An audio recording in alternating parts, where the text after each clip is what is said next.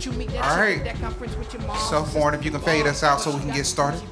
We'd like to welcome y'all to another episode of Tech Beats and Bytes with Digital Grass and World Famous House of Mac. I am Michael Hall, and I'm with my co-host and the president of Digital Grass, Latoya Sturb. Let's give her a round of applause for Latoya. Thank y'all. That means clap. Okay. Just in case we weren't communicating. But more than anything, we just want to let y'all know, we see a lot of new faces today. I'm sure y'all are here for our special guest, and other people are here for the 420 life. But Tech Beats and Bytes is about technology, the music industry, entertainment, and Bytes are about the food that Teach is serving and the food in Wynwood Yard. But Bytes is also about bites of knowledge and information that we like to share with the community.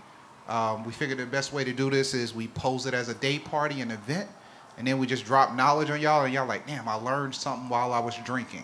You know, those random conversations at the bar. So today, we have the honor of having Scrilla from Maybach Music Group. Absolutely. As Ross said, this kid has next up. Yeah, definitely. He did say that about you. So won't you just tell us what led Ross to saying that you was next up? Hard work. That's what it takes, hard work and dedication. No sleep many days, like in the studio outworking him. Whoa. In the studio outworking the boss himself. Well, that's what you got to do. You hire people that's working harder than you, that got more talent. So I mean, if you want it, you know, especially in this music industry, because, you know, it don't come easy. You know, I got the opportunity to be in Ross' house, you know what I'm saying, living in a 100-room mansion. Waking up every day, you know what I'm saying, going to the studio and working. But I had to get up and beat him to the studio in order for him to say that. Yeah. Okay. You can hear me now? There we go. Absolutely. You got to talk. Come on, man. You know how to do it. You I'm going to grab the mic. I ain't got no problem doing that. Just come up into it. Nah, it's already hot. I can't get too close. It is hot. But see, this is that Miami weather. This is that humbleness. We wanted to put you in the heat, make you remember where you came from. Because you are from Florida, right? What part of Florida are you from? I'm from Hollywood, Florida. Okay. So not too far up the street. And with some Caribbean background, right? Bahamian. Absolutely. One time for the Bahamas. Of course, one time Nassau. Y'all from the Bahamas, Acklands. All right. Freeport, 8 Mile Rock. What? Yeah, absolutely. That's what I'm saying. You already know. One time for the Bahamas. Whole team. Yes. We here. Yes. It wasn't a random shout out. She was shouting out for real. Right. So one of the things I want to know, and for somebody that might read up on you, if they Google you right now, the main thing they're gonna see is, of course, your epic conversation that you had with the Breakfast Club with Charlamagne. I think, did you actually come up there with a wheel? Did you get out of a wheelchair to do that interview? Nah, okay. I was walking. You was walking at that point? I was walking. So if y'all don't know the story, 33 AK-47 bullets were held into the car that you were in, and 11 of them hit your side, and you were able to walk away from that. So you already have a story to tell. 11 hit the door, 17 hit the windows. Wow. Yeah. So at that very moment, I'm just curious because I just want to get this part out. What was you thinking at that very moment, man? I wasn't thinking. Everything just was in slow motion. I couldn't hear nothing. I just seen everything. Real life Matrix, right? Yeah, real life Matrix. Slow motion, I seen the glass fragments. Wow. Yeah. And I noticed in some of your music and brief conversation, man, you got a lot of soul to you, man. You seem like you got an old spirit. You like a lot of soul music. I know you was working with Anthony Hamilton. Heard some of the samples, and I know even Rick Ross in his last album, he had a lot of soul music in there. Just how does that passion and that soul transpire to your music? Is that what's leading you in that direction? Most definitely, but for me, you know, I'm a child raised by my grandma. So if anybody out there that was raised by their grandmother, you know, your grandmother always played those songs that was in her time. Okay. You know what I'm saying? So I was raised on the Johnny Taylors and Miles Davis and Otis Reddings and, you know, all the dope people, Peggy Scott. You know what I'm saying? Everybody that was signed to Stax, and then they was over at Motown, you know, all of them. I was on everything. So infusing that feel, that vibe into your music is important. It feels good to me, so when I hear it, especially like just certain instruments, it draw me to it closer. So when I hear it, I attack it immediately. Yeah, so do you go into that with the production of your songs? Do you want to sort of pull in that instrumentation and allow that most vibe? Definitely. Yeah. Yeah, most definitely. Yeah. So what's your secret sauce? You know, we're at an age in music where a lot of people sound the same. Tell us what makes you Scrilla. My delivery, you know what I'm saying? My whole thought process is just different from this day and age. You know, I can do the other stuff, but I just choose to be different. I want to be different. Okay. I mean, so you got the delivery and you got the music, and I think it seems like you also have a passion just for the music you used to listen to. I mean, besides that tying you to your grandmother, but it seems like you're really knowledgeable about what you're listening to also. I listen to Pop, Scarface, BG. You know, I grew up in the Hot Boy era, but I was mostly influenced by Pop, by Tupac. That was my biggest influence. You know what I'm saying? You know, and I always looked at him as a self-educated brother, so I always wanted to have that same sturdiness about myself. Just, you know, just being witty. Do you see yourself as the transition to getting us away from this mumble rap where it's no substance? Do you think we're that savior that we need to get us back to some real music? Possibly. I mean, I know that's a lot of pressure, music, but y'all know we're recording this, so he said he was going to do it, so he's saving us because I'm tired of this garbage. I mean, it's not even that it's just garbage. I understand there's the basis of creativity and you have youth and people will deliver their voice of how they want to, but like, you know, we were almost going to do this segment, and it's like the things I'm mad about. And one of the things I'm mad about right now is that Joey Badass album isn't getting no pub. And his America album has a lot of stories to tell. So sometimes it seems like real artists, or not even real artists that have a message to deliver are getting overlooked. My personal opinion about that is like people want to see the artist. You know, and you know, we human, it's only 24 hours in a day, we can't be everywhere. Right. But when you got dope music, you got to be a lot of places to promote it to as well. You know what I'm saying? Like, I like Joey Badass, but I don't see him many places. It's very true. You think he's been silenced, maybe? My younger cousin is Denzel Curry. Okay. So, you know, he has a following. He's everywhere. You know, he doesn't do the mumble rap, but he has an underground movement. But he's everywhere that's attacking his fan base. Right. So does a lot of that play into like who your team is and like who you have on your team? No, it plays you as a person first because your team is just the body, you the head. So your team can't think without you. So if you're not a boss, how your team gonna be boss players? Right. You know. Right. And we saw for this event, your team, y'all went really hard about getting it out there and everything like that. So is that your approach? Are you really into like grassroots promotion? Really I'm hands-on with everything, videos, everything, pictures. Yeah.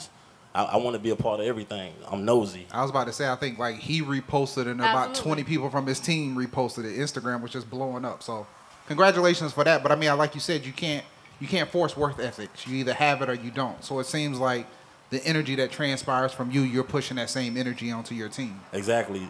And they'll tell you if anybody lazy around me, I get on them quick. Shut it down, right? You with the business or you're not. We trying to get rich. You know. So I wanted to ask you a question. You're on this journey, and most of the time, people, when they become successful, you only talk about the success. Sometimes we miss the aspect of talking about the struggles and the trials and tribulations. Mm-hmm. What were some of the hardest things you went through, I guess, like the last 3 years as you were like taking this journey? The first one is being shot. Of course, yeah. I mean, that could be kind of hard. Never experienced that, but I'm gonna take your word for it. No, the first one is being shot. The second one is just trying to convince people that you dope. Talk about that a little bit. Yeah. Like, for a long time here in Miami, you know, I've been on the underground scene for a while. So as a person that was doing music, I always felt like as if lyrically I was the dopest, but my message wasn't getting across. You know what I'm saying? Because it was hard to reach out to people. So when you trying to reach out to the big dog, you got to go through the little guys first. And sometimes those guys would be, you know, just like a fork in the road. You never get around them. So in the studio with Jay-Z and being able to talk to Hov, what was his response and how was that feeling to be able to have that conversation with him? Like did he have like that aura, you know, like they talk about how when Rick James come into a building, there's like a little glow around him like Prince. Like, did Jay-Z have that aura to you when he came in? You was like, damn, I'm actually about to talk to Hov. I was nervous at first. I was just chilling. I was like, damn, that's Hov. And then Ross sitting next to him. I'm like, I'm with Hov and Ross. Wait till I tell my homies. I mean, that's a story to come back to. I mean, I can just imagine that feeling of like, it was crazy because I'm still spaced out. You got to understand, I'm just a kid from the projects. You know, so for me just to get up and just travel the world, and then next thing you know, one day I'm in the studio with Jay-Z and I don't have no idea why I'm here. I just know it's God's blessing. I just got to just embrace it. Man. Question. Go ahead, Bueller. sir. Question, Scrilla. What's brother. up, bro? So, as a brother that appreciates classic music, knows the old school with the new school. What can you as an artist do to bridge that gap that we are seeing? Like we really see a big gap growing between, you know, your classic golden age artists with your new artists, and just the whole understanding of, you know, that those two worlds. What can you do, and what can overall artists do to bring that together? Talk to me. Honestly, me as an individual, all I could do is keep making dope music. But to bridge that gap is entertainment. We all know entertainment is to enter and detain. You understand? So when it enters, it detains your mind and your spirit. So kids and the adults, they be attracted to it, so it sounds good because it's over and over. It's very repetitive for them. So when they go to the club, they hear it over and over and over again. So I think to bridge that gap, it would have to be the radios and the DJs. It's more than just the artists, because all we do is make music. That's a good answer. You know, we make music, but I hear songs that got 5 words in it and it got 30 million plays, and I don't know what the hell going on. Very true. I'm confused. You know, it's funny you say that, because it reminds me of a comment somebody made where they was like, music is the only universal language that enters your soul, whether it's warranted or not. Right. You can listen to a song where you don't even understand. It can be a song in a different language, but the beat and the tone and everything will carry to you. So I agree with you. It's the energy we want to put out. But one of the initial comments you made was about outworking people. Right. And reading up and learning a little bit about you, I heard you made 237 songs, my dude. That was in 6 months. 237 songs in 6 months. I'm at like 504. No, I'm at 500 now. No, that drive crashed.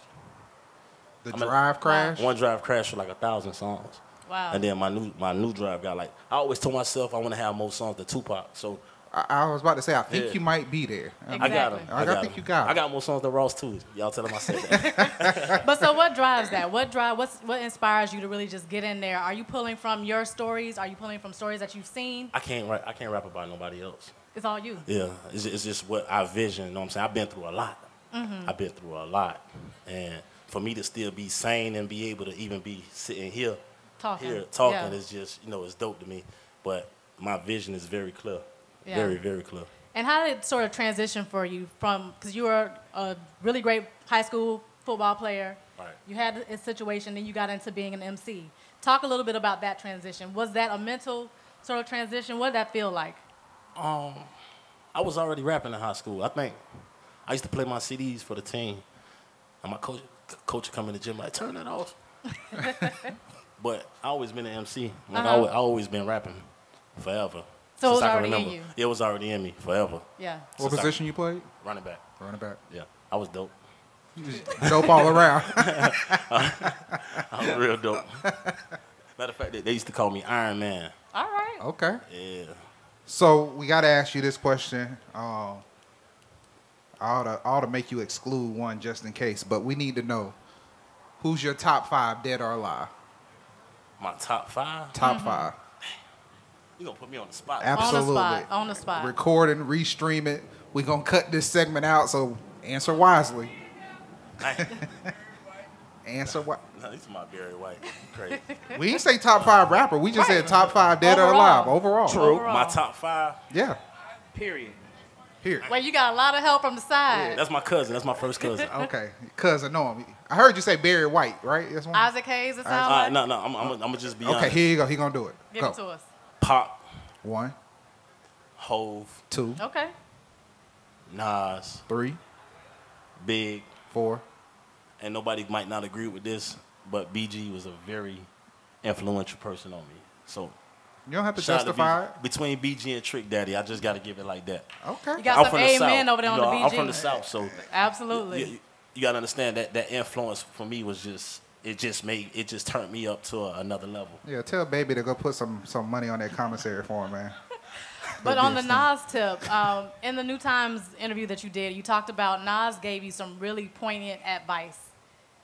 What was so important about what Nas told you? They didn't get all the information. It was well, go ahead and break it down. It was Nas, Ghostface, Raekwon, Noriega. Okay. It's like a Mount Rushmore conversation. Absolutely. Yeah, so we was at an event, and on South Beach or whatever, you know, and we was in the club and, you know, we talked for like maybe like 2 hours. That was on South Beach, and then I ran into Nas again in LA with Ross. But, you know, the conversation was just about me being a dope MC and understanding that everything comes with it and don't chase it, you know what I'm saying? Just embrace it. Just embrace the moment, that's all. But I had some dope conversations though with all of them. All of them. We're going to assume that's off the record. We'll talk about that over drinks. So we know you don't really like beer. You were able to stomach a little bit of the Black Moses. But it's dope. I appreciate that. It's dope. Endorsement. Yeah. So now he got to say the full shit. You love our beer. You got to say I love it. Even though you don't drink. We're going to talk business later. What is your drink of choice? My drink of choice? Hennessy. It got to be Hennessy. Like, when we get to the studio, we always got bottles of Hennessy. We got multiple bottles of Hennessy. We need to get a contract from Hennessy because we getting that response a lot. Absolutely. Yeah. No, it's not even. It just made me feel good. And I'm the type of artist I see. I don't know about a lot of people, but I see music in colors. So when I close my eyes and I got that Hennessy in me, the colors get even brighter. Oh. Sounds so Hennessy illuminates your experience. Yeah. Oh my God, it's full beautiful. color. I'm imagining that in a verse somewhere. Right. Now I heard I don't know which album it was, but track 3. There's some dude that makes macaroni and cheese or something that you shouted out, Chef Teach. Her Teach had a little representation, a cameo in a track on one of your tracks. Tell us about that. I don't know where Teach went. Teach in the back. Teach always in the back working on his phone. It was an event right off this road right here, maybe last year before I went on tour. I don't know what event was, and I had got the truffle mac, and I turned around and I told my manager, "What the hell is that? Like, who what cooked is this? this? Yeah, who cooked this?" And right. he was like, "Big Teach," and I just self-noted that. Was that Teach? Teach, was that when you were at, over there by Wynwood Brewery? Box Elder? One of them. And I got the mac and cheese, and I just self-noted that, and I was doing this track called God's Playground. Shout out to the homie Currency, and I was doing my verses, and I was like, Big Teach and Meech on my DNA.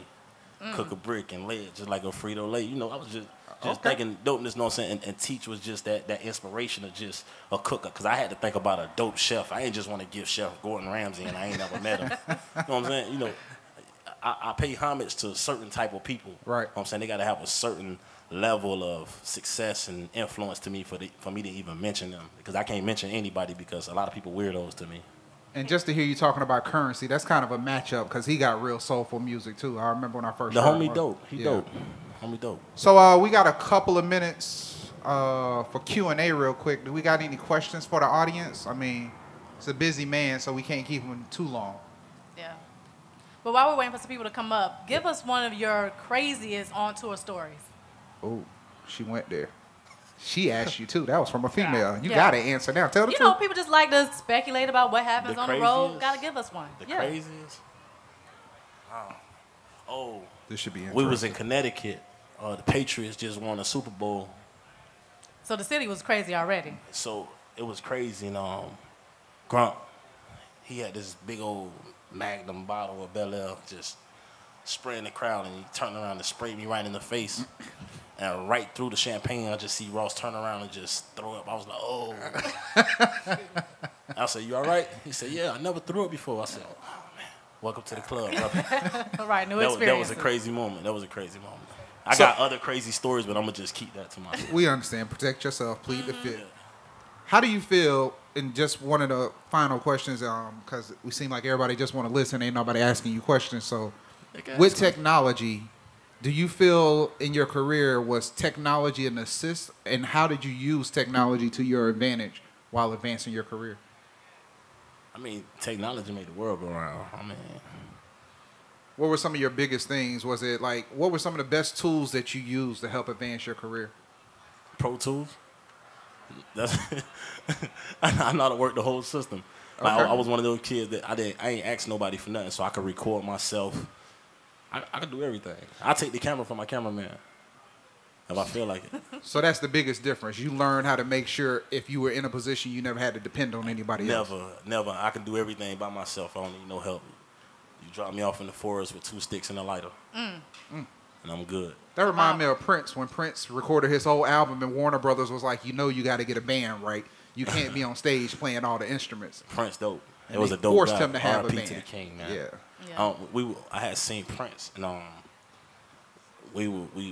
Ross was talking to him, and I guess one of his guys came out, and the dress code wasn't right, and he went off like a firecracker. I was like, oh my God, he got to make sure everybody in his entourage is dressed to the T.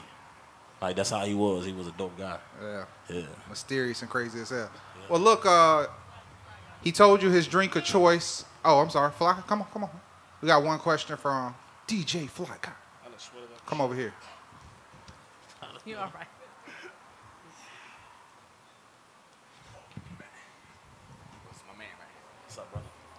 All right, so the question I want to know is when you're making recorded music, when it comes to picking beats, what do you look for? What inspires you? How do you know when you found the right track?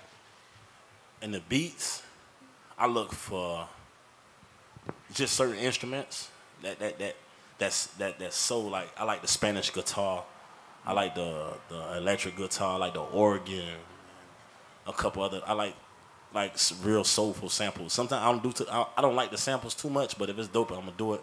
But I like the original people that create from scratch. You know what I'm saying? I like originality. I think we had just talked about that last week about people, the artistry of being a musician. Yeah, the craftsmanship versus just, now y'all want to ask all. My producer, J Manifest, is a dope guy, man. 10 minutes ago to ask questions. Come on, let's get it, bro. It's fine. Let's get it. Come on up. Hey, yo, you know Nas is my... I'm gonna put you on a song, and I want you to tell me which song it was. If you you're going too far now with me. If you real Nas. I got too much data in my brain.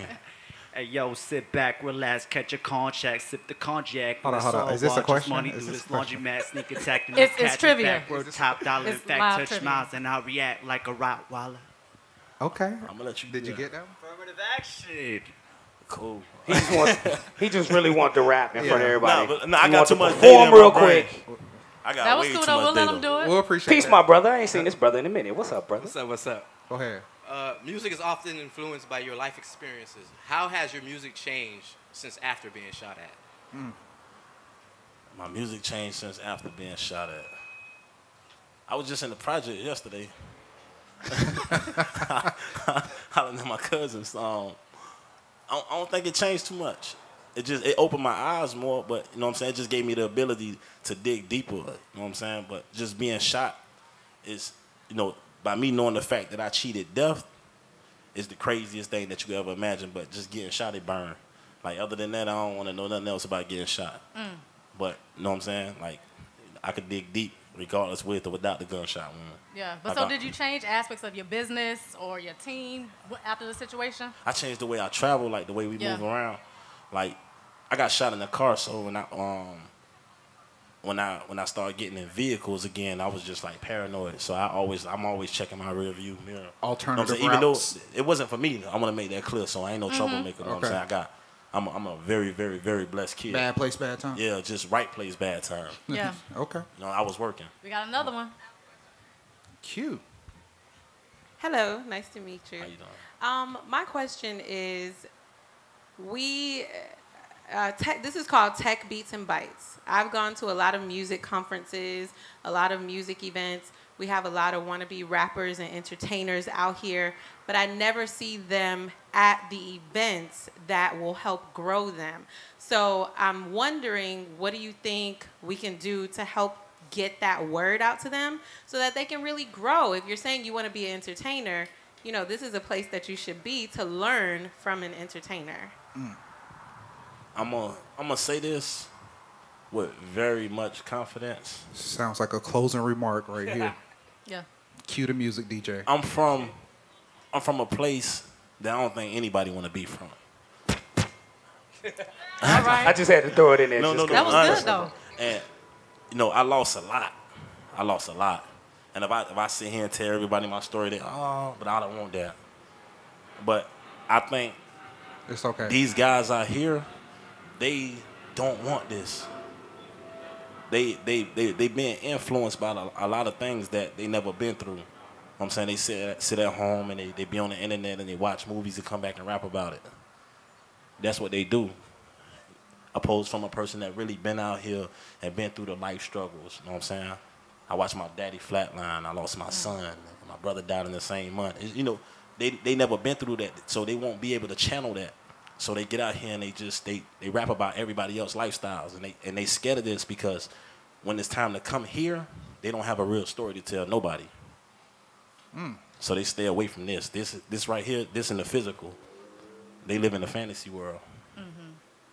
Yeah, I think that was actually a much more complex answer than I expected. But I think, yeah, I don't really have nothing to say. I think we're just gonna let it go with that one. Ross came to my projects. He seen I control the whole community just off relationship and just being a good person. So when he seen that, he like, I never seen one person with so much power at your age.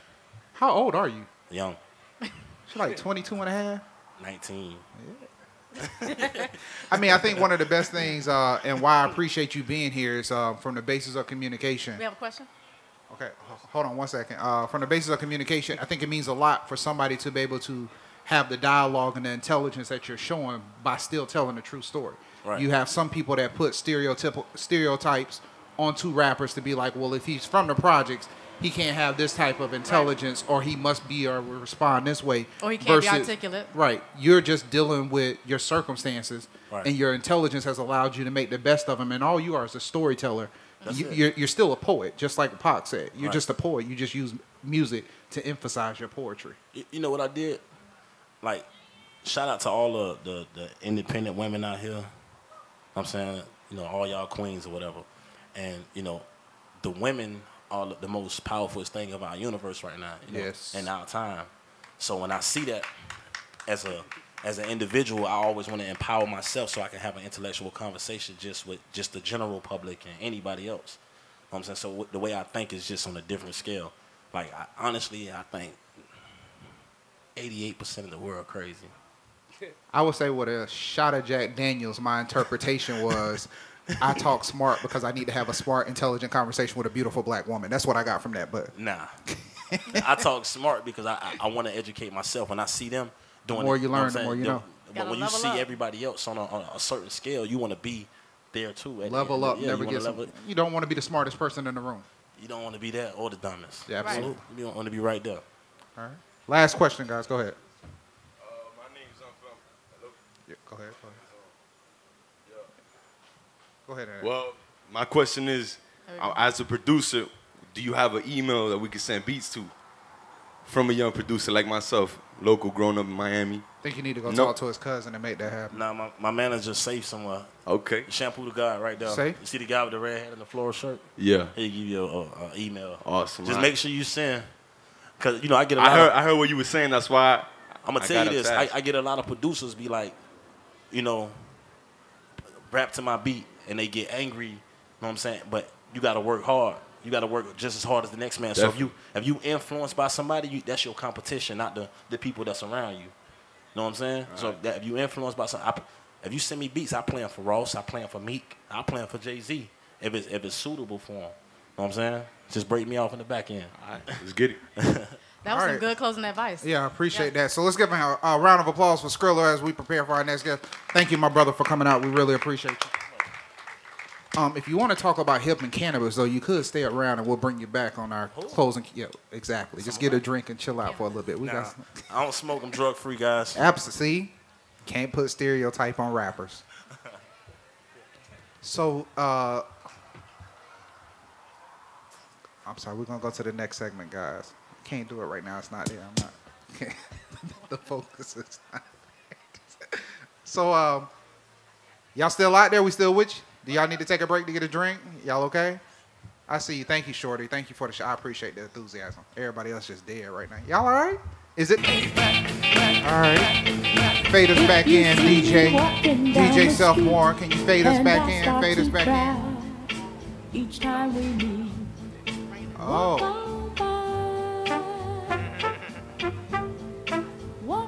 You don't know about that real music right there. Got him.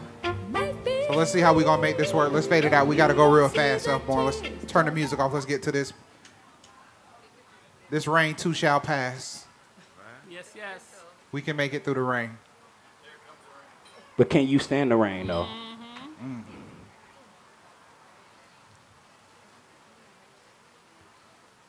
I'm gauging it. I'm trying to look up. Where's that cloud going, though? All right. Let's go ahead and get rolling. So we're back with Tech Beats and Bytes, part 2 of the day.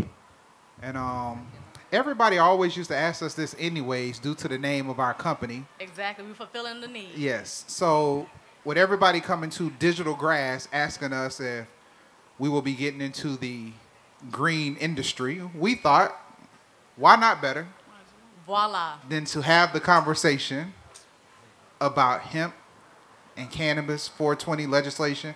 And we thought we would just bring up a panel of experts so everybody can quit asking us. Because Digital Grass is about the community, but it's just not that kind of grass that we try. Yet. But if anybody wants to buy that domain name when it comes time, and you can't sell it that way, domain will be up sale for $20,000 plus some shares into the company. Too low. We'll take the shares, though. We'll make it work on the back end. So it's too many of y'all up here for me to be able to remember all that. Call me a bad host or whatever. But no, but truthfully, I want to give you guys a chance to introduce yourself. So if you could, brief introduction, because we got a lot of questions to ask you. Just your name, your company, and what brought you out today. I'll start. Cheryl Murray Powell. I'm a cannabis law attorney. I recently moved to Minardi Law, so Michael Minardi is my senior partner, and I'm of counsel. I'm also general counsel for Minorities for Medical Marijuana. I'm general counsel for Patients with Patients.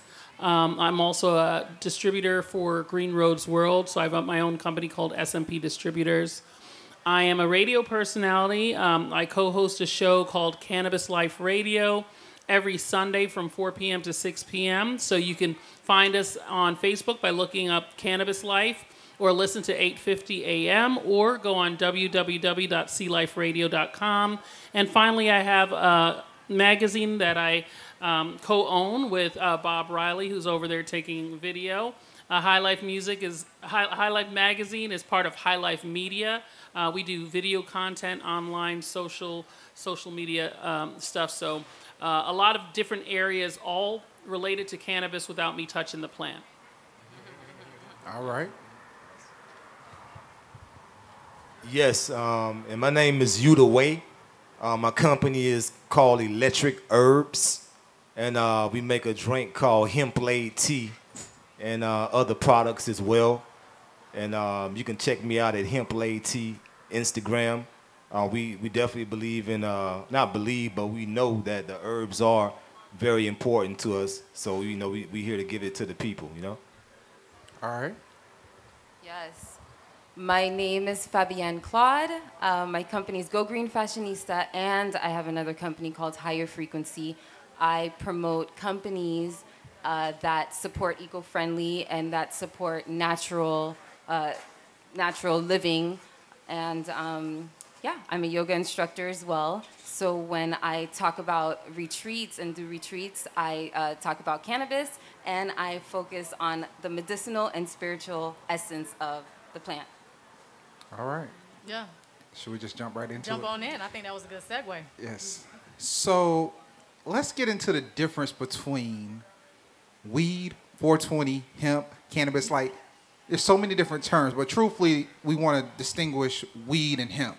Why don't y'all give us the breakdown for the and uses. Yes. Sure. Yeah, so cannabis and hemp are very similar looking, similar smelling, similar tasting plants, but they have very different uses.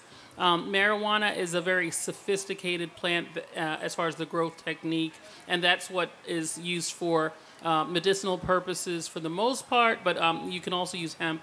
But you can smoke marijuana, you can vape marijuana, you can sublingually ingest oil from marijuana. There are multiple delivery systems. They're both from the cannabis sativa plant, genus species.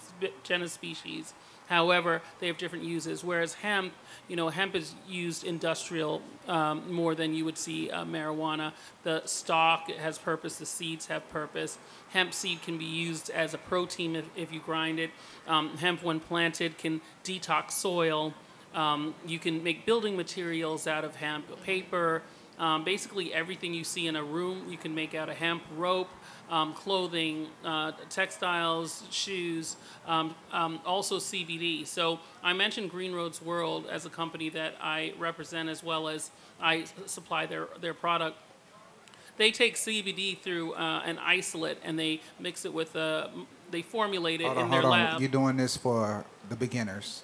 CBD, you gotta explain those things. Cannabidiol, so it's a nutrient, let's say, out of the hemp plant, and other. It's present in a lot of different plants. Hold on, before you continue, Mr. Hemplade, she just broke all that down.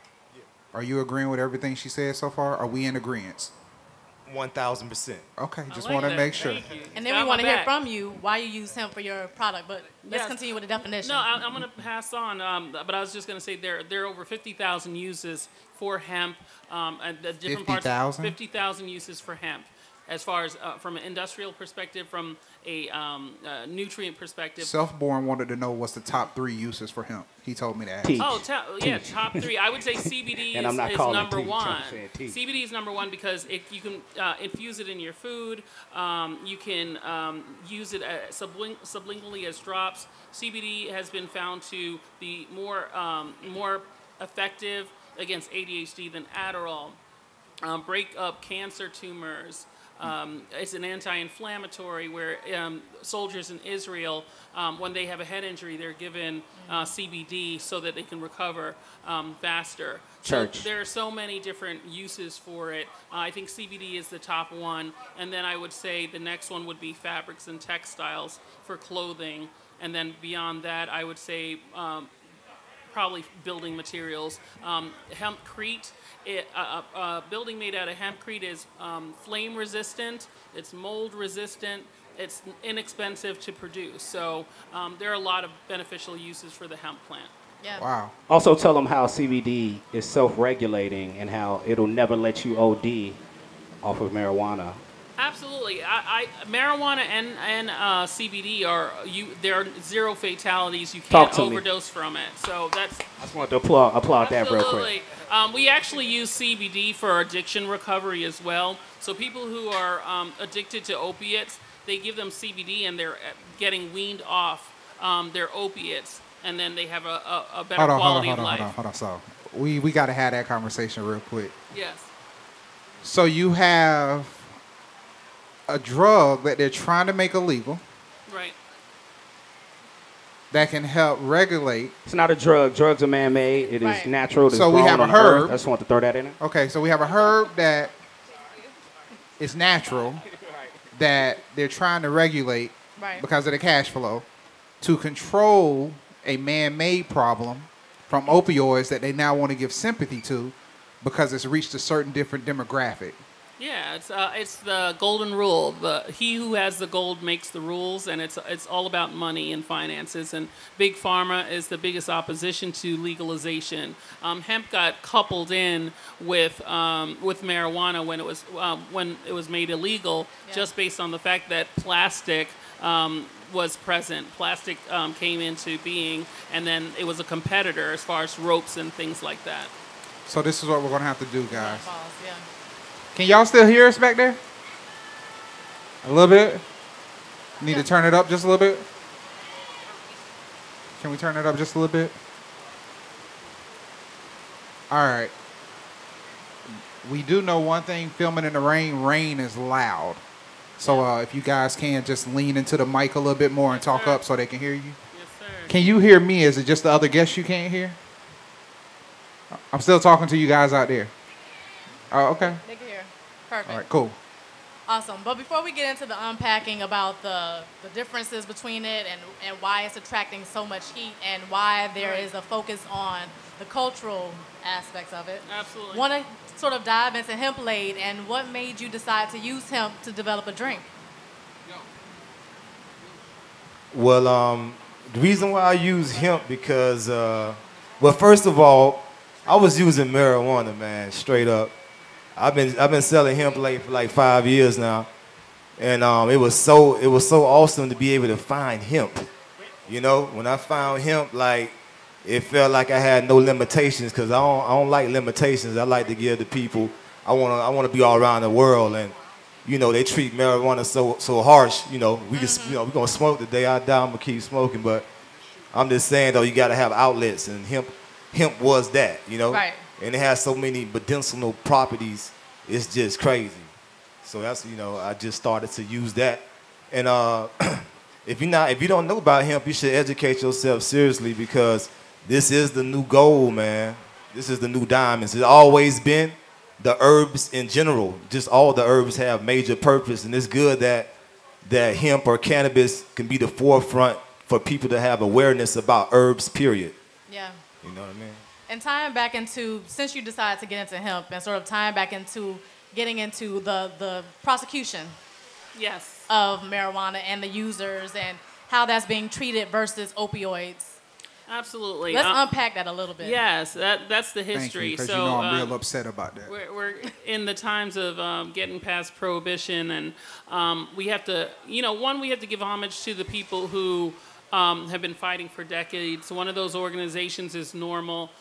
You see over there that tent where they're doing petitions, that's Normal and Regulate Florida. And without groups like them and without those individuals, we wouldn't have Amendment 2 where we're looking at a legalization path. So that's why it's important that at a minimum, you put your signature on a petition, but we'd like to see you volunteer at events like this and collect petitions. But when we talk about the decriminalization aspect of it, you know, there are a lot of black and brown bodies behind bars as a result of the marijuana charges. Right. Marijuana is usually the gateway to the prison system. Some people may be using it for healing. Young people use it. A lot of athletes use it, and people end up in the criminal justice system through marijuana, which again should not be considered an illicit substance. It's actually medicine. Mm-hmm. So when we talk about legalization efforts, you know, there's a stereotype about stoners, et cetera, and so on.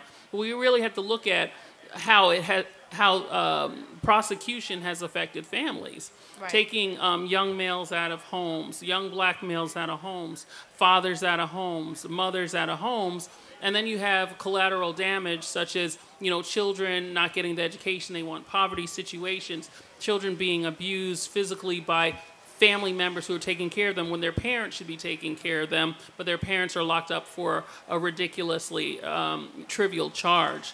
So, you know, in our quest, Minorities for Medical Marijuana, that's one of the organizations I represent, as we talk to people about the business opportunities, because everybody wants to get on the green rush, everybody wants to make money. They're like, yeah, I want a marijuana business.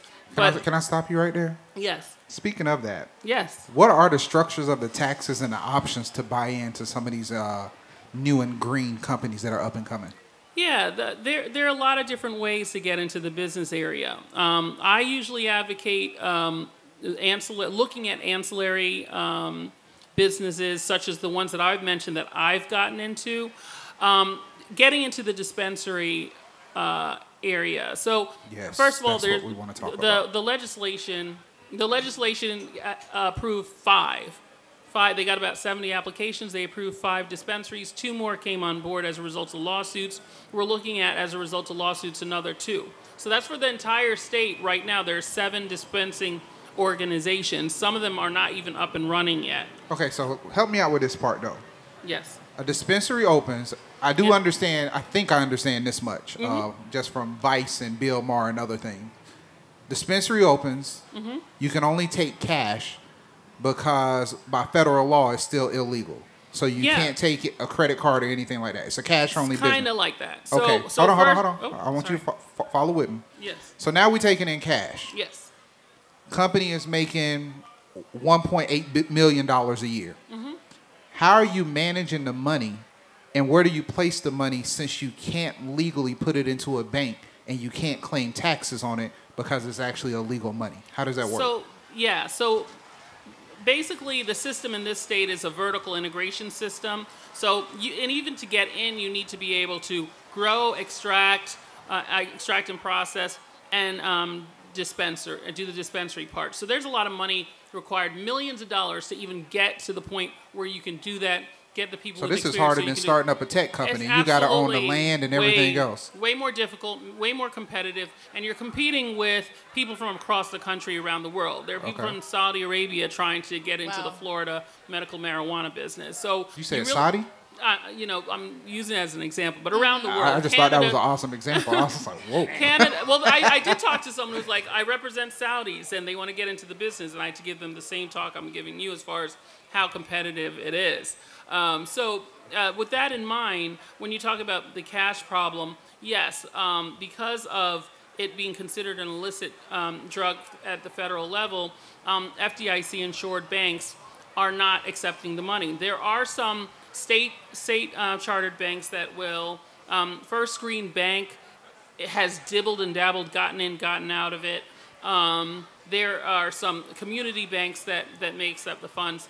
There are workaround solutions such as e-wallet solutions. Right. Americanics has one. FinCEN has one. So there are some solutions that creates opportunity. And not to take over, my last nerd question to this. Yes. Should Digital Grass start a bank so we can start taking in this money? Yeah, I think what we're seeing is something equivalent to the Rush card. So you know the Rush card that's exactly. You know, very popular in the rap industry. Et I mean, cetera, I think with blockchain, Bitcoin, and everything else, yeah. I'm pretty sure we could open up a bank and make this work. Absolutely. There 30% off the top, you know. So there are more competitors getting into that space. So places where you can bank the money, it is more expensive. So you can charge a premium. It's great, appealing business, but you have to create like a closed loop, and there's a lot of legal nuances in order to do it successfully, and you still could get shut down. You still can have funds frozen. So it's a very delicate balance where the finance is part of it. But there are e-wallet solutions that work really well, a few of them that I mentioned. So there are ways around it, let's put it that way, where they're not walking around with cash. So the ones that do have cash-only businesses, so I visited a few in Colorado, there's going to be shrinkage. There's going to be employee theft. There's going to be robberies sometimes. Some of them get robbed, some don't.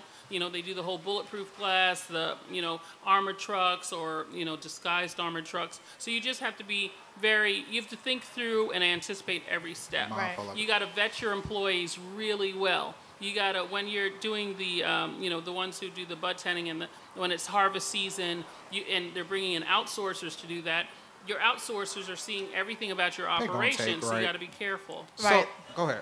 I was going to say, so sort of touching on, listed off a lot of the reasons why getting into marijuana is so hard. Right. Is that one of the reasons why you don't necessarily see so many of us in that space? What's sort of keeping us from being in that space? Because we are a lot of the ones behind bars. That's a great question, and that's something Minorities for Medical Marijuana works on. So if you look at the marijuana industry, it's about 1% black. So if you look at the user base. So it's about as bad as diversity in technology. It is. Exactly. It is. There's a need for diversity, which is why we exist. So what we do is we make sure we're present where we typically haven't been. So I speak all over at all events.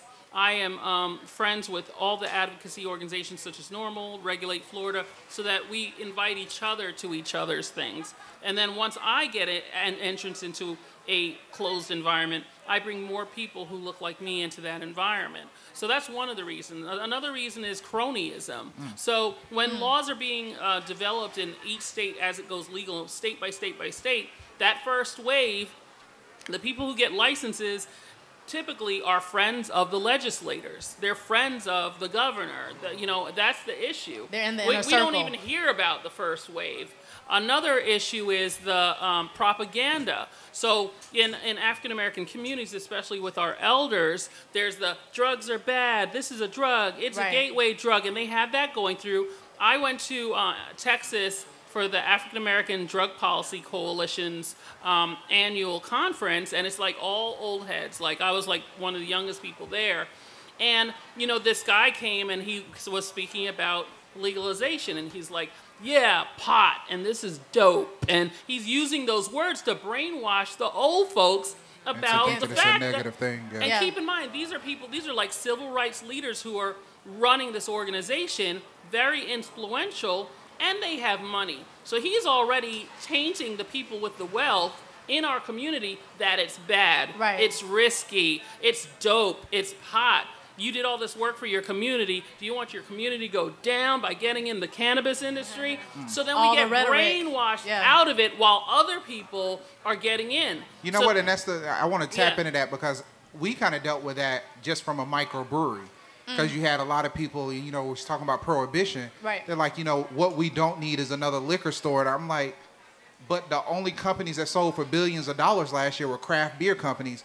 So if it's legal and it's used the right way, why wouldn't we want to get in on the business? And I think Right. it's no different than what's And if happening we're now. consumers, let's consume so we keep the dollar circulating within the Exactly. community. It's not like we're going to just stop smoking and stop buying it. I mean, Right. Right. So why not make it? But Yeah, and just to piggyback on that for Hemplade, That's how where I did was you going. sort of Yeah. get into it? Because a lot of us, you know, we're entrepreneurs, we want to get into the industry. How did you parlay yourself into the sort of hemp marijuana industry?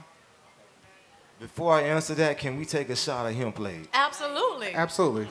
Hold So up. tell I us a need little to- bit about Hemplade, Tell us about what's your in point. it, I break need- it down. I'll do it while you're talking. Y'all got to come for the DJ. I'm kind of feeling a little left out back here. Where we at? Well, you're good, King. I like Hey, well, the Hemplade tea that Pour me some right here. I got you right here.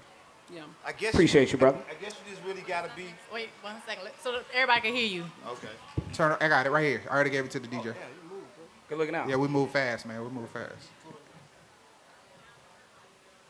Well, actually, man, it's really about what you want.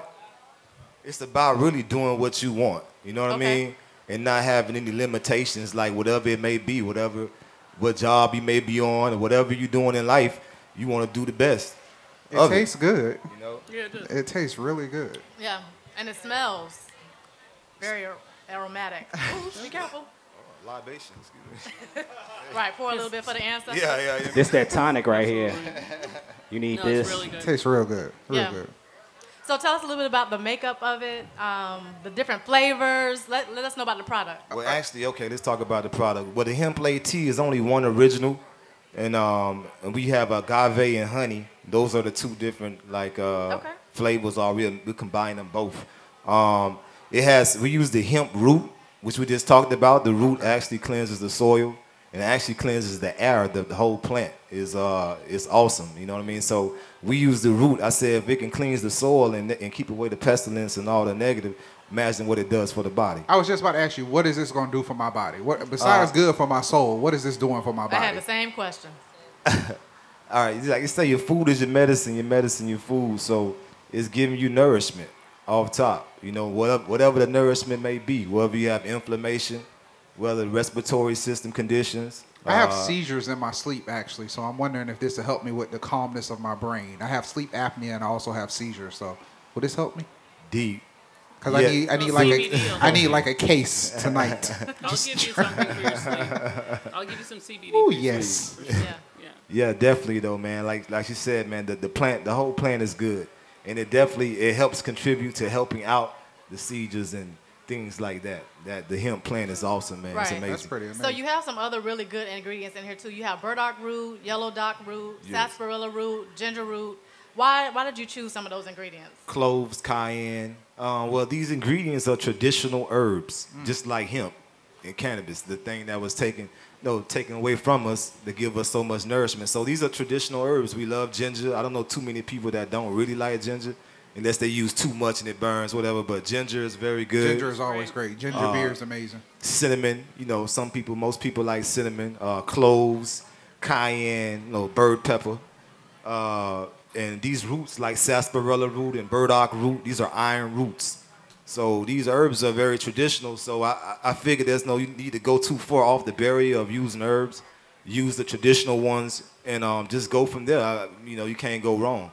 Okay. So that's why I came with that blend. Yeah. It stopped raining, so just in case, guys, if you have any questions, you still have to come up here. It's not raining anymore. You can come from under the tent.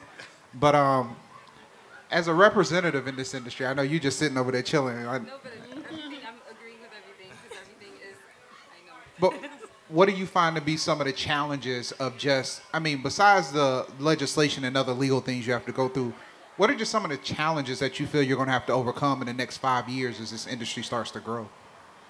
It's the stereotype. All pun intended right there. Yeah, it's definitely the stereotype. of what it does. We are, I mean, everybody calls it a drug, and we know, I mean, that the people who are aware, and people, let's be honest, people who smoke it, you know that it's not getting you disoriented. It actually brings you into a meditation. It brings you into a consciousness that if we are aware of it while we are smoking or intaking it, however you intake it, however you consume it, if you are aware of it in a meditative spiritual connection, then it will do what it is intended to do, where people say that we get high, and we do. It is high for real. And some people say that getting high is, you shouldn't say that. You should say something else. But it is definitely that vibration of bringing yourself to a higher vibration when you are smoking or intaking it. Yeah. And it's no surprise that getting high is connected to talking about who else is the most high. Who are we talking about getting close to all the time? It's no surprise. It is a spiritual totally journey. exactly. Can we talk about it? Can we pontificate on it? I think you already said it. I mean, that's what it is. That is the statement. Exactly. I mean, that's a T-shirt. When you put it on a T-shirt, that's the statement. And it's also like, I like that. Good. So I do have a couple of final questions. Freedom over weed is a thing that I want to understand. With the amount of, and we're talking about, of course, the injustice of, I would say, sentences and prison sentences and jail sentences, with the amount of black males that have been put into a mass incarceration into the system for things that other people just get a slap on the wrist for. How are you guys taking the approach of a product now that's going to make the country billions of dollars, where within some of them it would have happened the day these laws passed, or within months of people going to jail for these very same things that somebody else is profiting from? How are you taking that approach to that balance? Because I could just imagine a mother or a father saying, you guys are making a business off of something my child just got arrested for 3 days ago. Yeah, we definitely get accused of normalizing it. But you have to think beyond that. So there are a lot of victims. There's a lot of injustice. So the most flagrant and visible injustice is the prison system. On our radio show, Cannabis Life Radio, on Sunday, we had a judge on this past Sunday, and he's like, I sent 300 people to prison for marijuana. Wow. And then I got sick, and it helped me and cured my disease. And I'm still here. I was given 20 months to live, and I'm still here. And now I'm doing cannabis retreats at my ranch in Colorado. So that's Judge Doug Bench sharing his story. Yeah. That's how you change things, by changing the story. So that's the injustice of the criminal justice system. We just have to speak out about it. We have to, not just when it affects us. We need to start serving on jury duty. Like, really, that's like the biggest injustice that we do to ourselves, is people always trying to get out of jury duty, and that is relied upon to keep this system going. So voters registration, voters education, demand candidate forums, serve on jury duty, because it may be your cousin next time or you next time.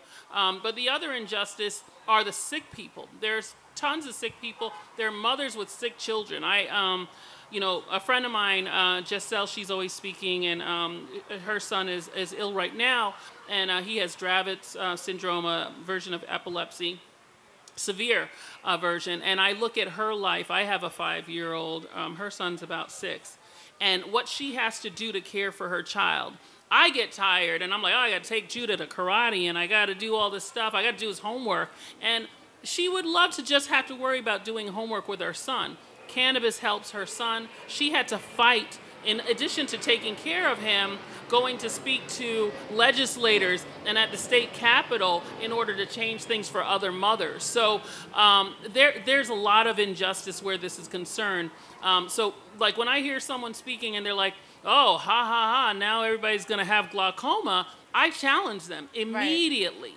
Because that's not the reality of what this is about. It is medicine. We deserve access to it. And those of you who get it, you need to join the fight. Get with these advocacy organizations. Be aware. From a diversity perspective, I've basically people in the industry are like, gosh, you have your hands in everything, or you got a piece of everything. It's not that. It's about controlling the media. It's about controlling the message. Yeah, absolutely. We have a quick question. Hey everyone on the panel. Hey. My name is Gregory Johnson, and I'm a techie. So building, designing software is what I do. How can technology and software help your business and help this industry? And what are some opportunities that you guys see for this?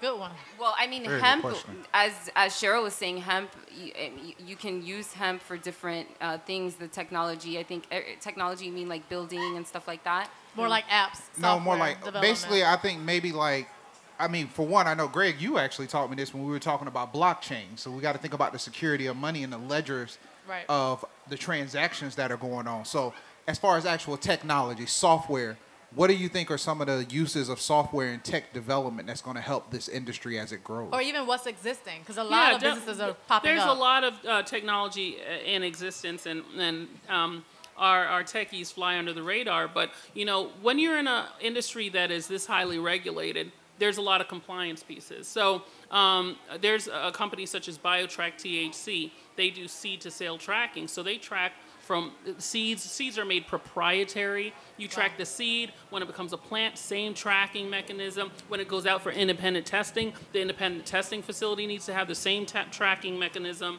all the way till it gets to the patient and it's sold. You need to know what strain it is, what type it is, in what form did you sell it. So that's just one example of technology. But so you see it as an industry that's going to continue to grow and open up. Oh, it has to. It has to, because everybody's, it's so scrutinized. Right. There's so much attention on it. Security devices, being able to secure watch people. I had a client that I was talking to as far as what their company does currently is they do the security for hospitals where they track newborns, you know, so newborns can't get snatched. And I was like, hey, let's put that in a cannabis space where you can track and reduce your shrinkage by Image tracking recognition for plants. It's called Kairos. Absolutely, you can track, but you can track your employees, and you can also track your product, and you inventory can track, management, and you can track your cash. Yeah, you know, by putting codes or inserting things in the bag, wow. et cetera, and so on. And So- that's Hold up. Has anybody started the tracking of cash with code directly on the actual the bill itself? I haven't come across that serial solution, number. There you but go. I think That's again, our but then business. you have to think about the That's resources. good to track the serial numbers, and you'll know whether the money is legal or not. It's resource intensive, but it depends on the shrinkage problem that you have and how vulnerable you are to it. The whether it's worth 30% it. markup, and you invest in my business to make it. Well, we are definitely out of time, and we appreciate a great question.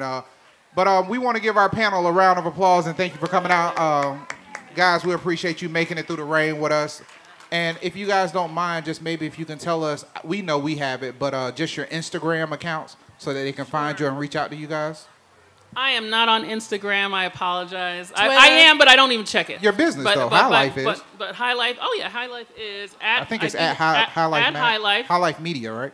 Tell me, it's like at High Life Media or. At High Life Media. Yeah. Okay, at High Life Magazines, at High Life with an Magazines S. with an S. Also on Facebook, you can look for me, Cheryl Murray Powell, or you can email me at smpesquire@outlook.com, or approach me. I'll give you my cell phone number. I'm very accessible. All right. Hemplay, give it to us. You can check me out at www.hemplade.com.